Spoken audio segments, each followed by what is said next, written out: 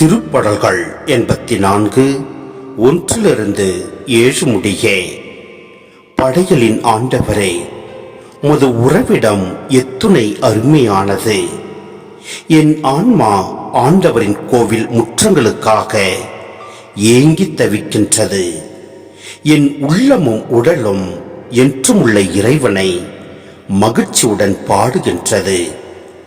படைகளின் ஆண்டவரே, என் அரசரே, என் கடவுளே, முது பீடங்களில் அடைக்கலான் குருவிக்கு வீடு கிடைத்துள்ளது. தங்கள் குஞ்சுகளை வைத்திருப்பதற்கு சிட்டுக்குருவிகளுக்கு கூடும் கிடைத்துள்ளது. முது இல்லத்தில் தங்கியிருப்போர் நற்பேறு பெற்றோர். அவர்கள் எந்நாளும் உம்மை புகழ்ந்து கொண்டே இருப்பார்கள். உம்மிடமிருந்து வலிமை பெற்ற மானிட பேறு பெற்றோர். அவர்களது உள்ளம் சீயோனுக்கு செல்லும் நெடுஞ்சாலைகளை நோக்கியே உள்ளது.